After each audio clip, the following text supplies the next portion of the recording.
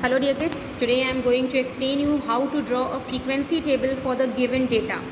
See, this one is the raw data. These are the raw data just we have collected. ठीक है, it is given and now we have to draw the frequency table and the class interval is also given 5 to 10.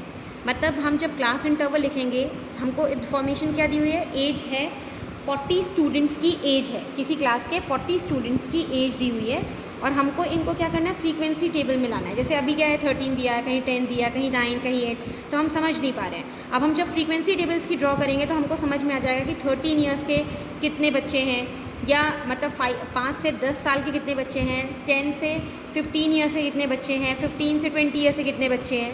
तो हम उसके लिए frequency table draw कर रहे हैं with the help of telemarks.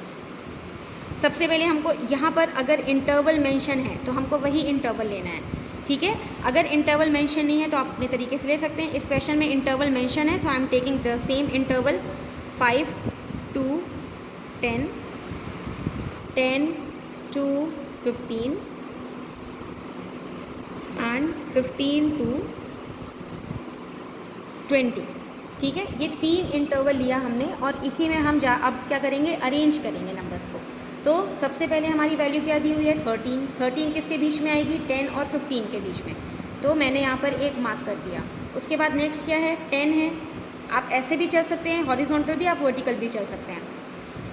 Next is what, 10 कहाँ पर आएगा, 10 से 15 में. ये 10 एक्सक्लूडेड होता है, जो अपर लिमिट रहती है वो एक्सक्लूडेड रहती है, जो लोअर लिमिट रहती है वही हम लोग लेते हैं. तो ये 10 जो आएगा वो फर्स्ट में नहीं है, सेकेंड में आएगा. फिर 13 अगेन इसी इंटरवल में आएगा, 10 से लेके 15 तक में. नाउ 21. अब हमको यहाँ पे एक इंटरवल डालना पड़ेगा. क्यों, क्योंकि 21 कहाँ से कहाँ तक में आएगा, 20 से 25 के बीच में आएगा. 5 का हमने गैप लिया, मतलब हमारी जो क्लास साइज़ है, क्लास की विड्थ है वो 5 है. 5 का गैप लिया है हमने इंटरवल में.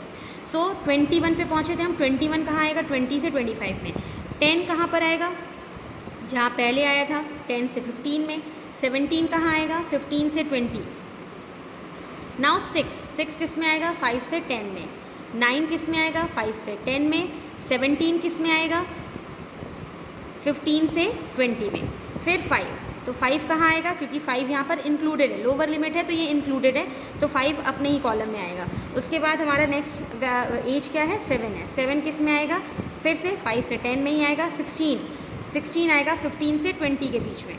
तो हमने 15 से 20 में 16 की एक लाइन खींच दी. ठीक है, ये हम टेलीमार्क्स कर रहे हैं. जैसे ही 4 होगा और 5th के लिए हम बढ़ेंगे तो 5th के लिए हमें टेलीमार्क्स में जैसे हम 5 रिप्रेजेंट करते थे वैसे ही करना है. तो अभी हमने कहाँ तक का कंप्लीट किया, हमने 16 तक कंप्लीट कर लिया है. इसके बाद 8 आएगा 5 से 10 में. तो मतलब ये 4 हम बना चुके थे, तो 5th के लिए हमको क्या करना पड़ेगा, डायगनली इसको क्रॉस करना पड़ेगा. उसके बाद एक और 8, तो एक और 8 भी 5 से 10 के बीच में ही आएगा. फिर हमारा आया वैल्यू कौन सी, 12 के लिए 10 से 15 में 12 आएगा. तो यहाँ पे 4 लाइन्स ऑलरेडी हो चुकी थी तो हमने इसको डायगनली क्रॉस कर दिया. देन 17 15 से 20 के बीच में आएगा. उसके बाद 15 ऊपर नहीं आएगा, 15 से 20 के बीच में आएगा. क्यों, क्योंकि ये एक्सक्लूडेड वैल्यू होती है, अपर लिमिट. तो हम 15 के लिए यहाँ इसको क्रॉस कर देते हैं. And then the next one is 12 कहाँ आएगा, 10 से 15 तक में आएगा. फिर 14 10 से 15 तक आएगा. फिर 14 तो 10 से 15 तक में ही आएगा. फिर 9 5 से 10 तक में आएगा. फिर 13 आएगा 10 से 15 तक में. 12 आएगा 10 से 15 तक में, तो हमने क्रॉस कर दिया इसको. फिर 8 आएगा 5 से 10 के बीच में. तो ये हमारा यहाँ तक की वैल्यू कंप्लीट हो गई है. नाउ 6 कहाँ आएगा, 5 से 10 तक के बीच में. 11 आएगा 10 से 15 तक के बीच में. 13 आएगा 10 से 15 तक के बीच में. 8 आएगा 5 से 10 तक के बीच में. तो 4 लाइन्स ऑलरेडी हो चुकी थी तो हमने 5 के लिए वहाँ पर क्रॉस कर दिया. ये हमने कॉलम पूरा कर लिया. उसके बाद so we have completed the table till here. अब हम लोग 6 ले रहे हैं. 6 कहाँ आएगा, 5 से 10 के बीच में. इसके बाद 9 कहाँ आएगा, 5 से 10 के बीच में ही आएगा. 14 10 से 15 के बीच में. और 9 कहाँ आएगा, 5 से 10 के बीच में. 7 कहाँ आएगा, 5 से 10 के बीच में. एक और 7 5 से 10 के बीच में, मतलब क्रॉस हो गया. 15 कहाँ आ जाएगा, 15 से 20. और 6 कहाँ आएगा, 5 से 10 के बीच में आएगा. उसके बाद फिर 8 आ रहा है तो 5 से 10 के बीच में आएगा. 6 आ रहा है 5 से 10 के बीच में आएगा. 16 15 से 20 के बीच में. और 10 10 से 15 के बीच में, ठीक है। अब हम काउंट कर लेते हैं कि हमारी वैल्यूज़ कितनी हुई। ये हो गया 5, 10, 15, 16, 17, 18। 5 से लेके 10 ईयर्स के कितने बच्चे आ गए हमारे पास? 18। 10 से 15 तक में तो ये हो गया हमारे पास 14, और 15 से 20 तक में हो गया 7, और 20 से 25 तक में हो गया 8। It is 1, so I should write here 0, 1, I wrote 0, 8।